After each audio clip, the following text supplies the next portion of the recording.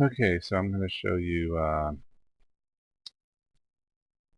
my family tree, our family tree actually. So I'm sure you're familiar with all this. Here's right here, the Pratts and the Towseys. This is where all the royalty is. I mean, the Wanks sort of die out right here. I got back to the 1700s, but that's as far back as I could get. And here's the real interesting. Leverett Anson Pratt. Dad's father was Leverett Pratt Wank, so he was named after the Pratts. And the Pratts go way back to early Connecticut. John Pratt married or was the son of Sarah Jones, and this icon, whenever you see this icon, this is a direct descendant of Charlemagne, who was king of England, and actually he was a king of France, I guess, king of Normandy, in which is in France, um, in the year like 700, and basically all his kids went and conquered all of England and became the royalty. Pretty much all the royalty in England is related to Charlemagne as well. So you could follow like John Jones all the way back to Charlemagne. So this is Sheriff John Jones. He was born in France, or born in Wales, died in France. I guess they traveled back and forth from France to England. This guy lived in England. Most of these people lived in England. This guy signed the Magna Carta. That's pretty cool. Heard of that. Anyway, here's Richard the First of Normandy. Now this is these people were born and lived in France. William Longsword, um, and then this is the King of Italy, and he was the son of Charlemagne. There's another king of two kings of Italy, and then Charlemagne. Also Charles the Great of the Franks, and I guess he descended from the Franks, but I have no history to connect them to the Franks. But watch something really cool. Now the Franks are the people that basically France was named after. It was a family of royals that lived basically since the time of Christ until the year 5 or 600 they were in power.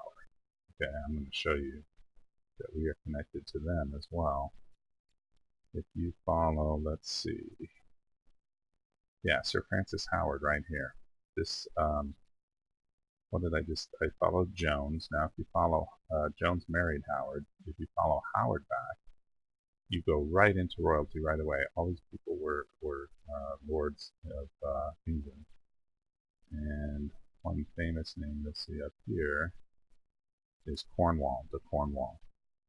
Now this guy was the son of King Richard the Lionheart, which I'm sure you probably heard of him. He was in the year 1200. And basically this whole family of kings, these are all kings of England now, right? Yeah, these are all the kings of England, go way back to, they have their foundations in France.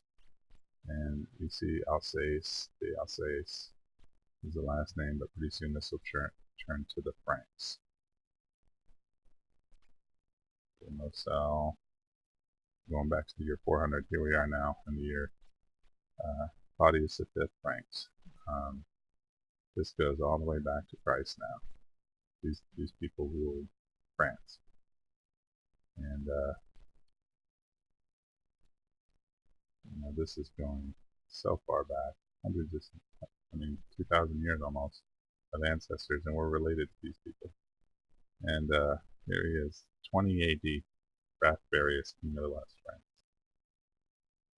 Pretty cool to find your family tree that far back.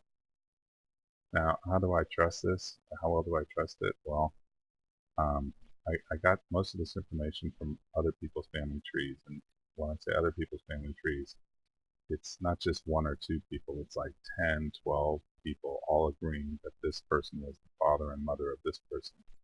And they're not all copied from each other because the names are spelled slightly different, some of the dates are different, and then you just kind of have to decide, which one you're going to go with. But they pretty much all agree. Now, when two people totally disagree, like when it's like 50-50 and most people don't agree, like who the father and mother were, I don't go any further. So that's why there's a lot of dead ends. Because if I click on a hint, like this one maybe, I'll just show you if I follow this. See, we're going to look at other people's trees to see if we can find out who the mother and father of this person was. So they say the father of Catherine was William Moyans, Marjorie Wells Burrow. Now if I go to the next one, they say the same thing. But it's, the dates are kind of different. And so I'm sort of believing this, that this is probably, here's a picture of Catherine, we should copy that. So they're kind of agreeing, all these people agree that there's another different picture of her. All these different family trees are agreeing. So I'm gonna go ahead and click on this, and then I say yes, I want to review those hints. And then they'll say, okay, this is the person. This was the father. I click add. This is the mother. This was the husband. Let's just make sure. Yeah, John First Duke of Norfolk was the husband. Click on him. And then I go down. This was the son. These are other children, but I don't do a tree that branches sideways. I only do a pedigree tree, which is straight back. I just want to know fathers and mothers and direct descendants. I don't want to know brothers and sisters. Otherwise, your tree just gets ridiculously huge. So I don't care about any of those brothers or sisters. Here's the husband, and boom, save it to my tree. Now what happens is it's now in my tree, and the father and the mother are going to be there. So I'm going to just click on my tree and look at it. Here's the one, and here's the mother and the father. Now I'm going to go back, and I'm going to try to get the picture of Catherine from those other people's trees, because those were cool pictures. So where was the first one? This one right here. I'll just click on this picture. And what was her name? Catherine Mollins. I'm gonna click on the picture and save to my tree.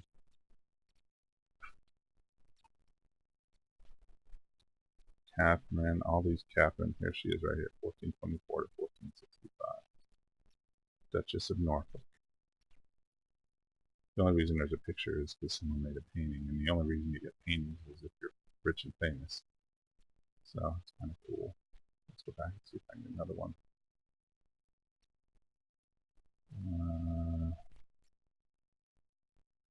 Another picture of her. Boy, that's looking pretty homely. I'm not going to take that one. Let's go back. I thought there was another cool one right here. This is a cool one.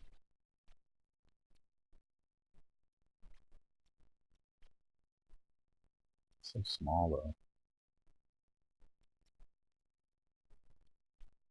It's just going to have to be a small one.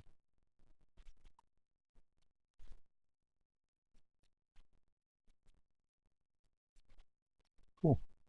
So that's how I do it, and that's how I build a tree basically. You just follow clues like that. And just one now, I'll click on this guy and follow his hints until it doesn't go anywhere. But just kind of cool. It just keeps building on itself. I mean, that wasn't that, I don't know, what, 300-400 years ago? It's kind of cool. Alright. See you later.